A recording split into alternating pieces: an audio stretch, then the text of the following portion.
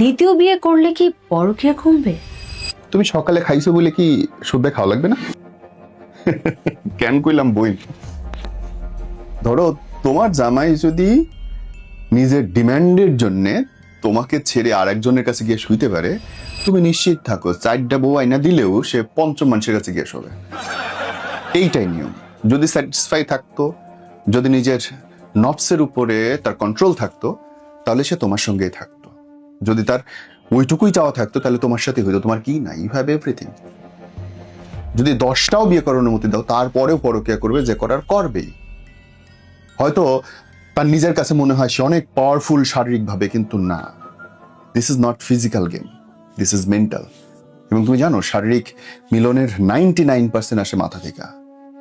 যদি তাই না হইতো, তাহলে সরি ফর মাই ল্যাঙ্গুয়েজ, যারা জোর করে নির্যাতনের শিকার হয় তারাও আনন্দ হইতো। তারা পায় না। কেন পায় না? এটা মানসিক ব্যাপার। তোমার হাজবেন্ড যদি 4টাও বিয়ে করে, বোন তুমি নিশ্চিত থাকো সে 5ম, 6ষ্ঠ, 7ম মানুষের দিকে তাকাবে। দেখো নেই, অসংখ্য মানুষ আছে যারা 4 বিয়ে করতে গিয়ে 5টা 6টা বিয়ে করছে, আগে 4-5টা ডিভোর্স দিচ্ছে। কেন? অন্যদের থাকতে পারতো, পারে নাই তো, প্রমাণ আছে এখন।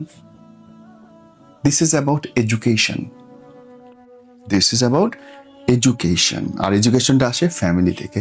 আমি নিশ্চিত দ্বিতীয় বিয়ের জন্য আগ্রহী হয় সাধারণত সেই সব ছেলে পেলে বা সেই সব পরিবারের মানুষ যাদের পরিবারে এরকম ঝামেলা আছে।